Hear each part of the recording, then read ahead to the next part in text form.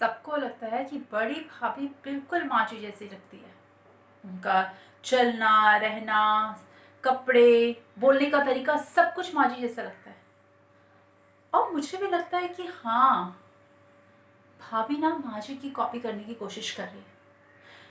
वैसे उन्हें करना ही पड़ेगा, क्योंकि माँ जी के सामने किसी की नहीं चलती।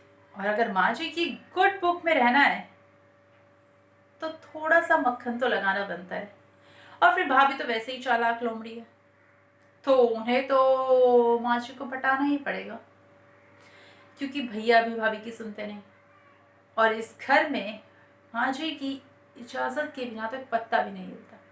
और अगर भाभी चाहती है कि उनकी ज़िंदगी यहाँ आराम सुकून से बीते, तो उन्हें तो माँ जी को मक्खन, इसीलिए तो उनके आगे पीछे घूमती रहती है। माँ जी बोलती नहीं कि वो काम तुरंत हो जाता है।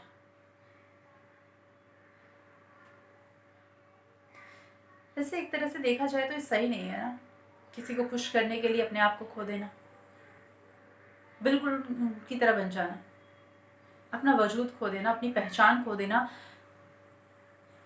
अपनी पसंद नापसंद किसी और की। मुझे ये बात अच्छी नहीं लगती। किसी और के लिए खुद को खो देना सबसे खराब चीज़ है।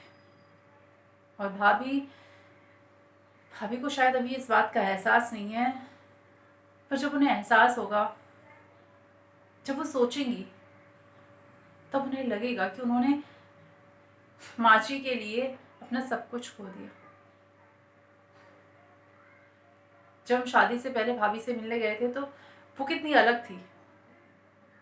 देखे थे उनके कपड़े, उनके गहने, और अब जमीन आसमान का फर्क है।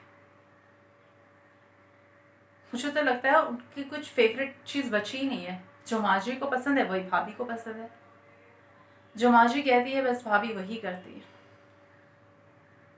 जैसे उनकी कठपुतली बन गई है।